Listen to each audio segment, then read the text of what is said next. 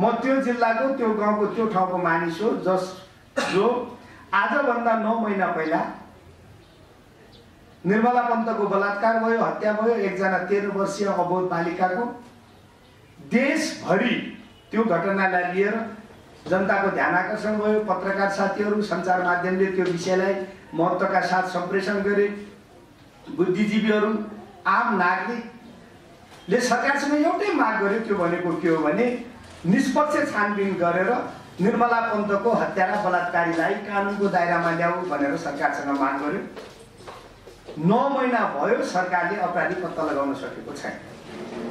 अपराधी पत्ता लगाउन नसके मात्रै होइन, स्थिति के देखिन्छ त भने 9 महिनासम्मका सरकारका गतिविधिले सरकार अपराधी पत्ता लगाउने काममा होइन कि यो 9 महिनासम्म सरकार अपराधी लुकाउने काममा लाग्यो भन्ने देखिन्छ। विभिन्न आयोगहरू बने, विभिन्न समितिहरू बने। प्रहरी आफैमा अनुसन्धान गर्नका लागि पर्याप्त हो कि साँच्चीकै अनुसन्धान गर्ने हो भने एकपछि अर्का आयोगहरू बनाउने। एउटा आयोगले भनेको कुरा अर्को आयोगसँग विरोधाभास हुने, अर्को आयोगले भनेको कुरा अर्को आयोगसँग विरोधाभास हुने। आयोगहरूले अनुसन्धानलाई कुनै पनि दिशा निर्देश गर्न नसक्ने, अनुसन्धान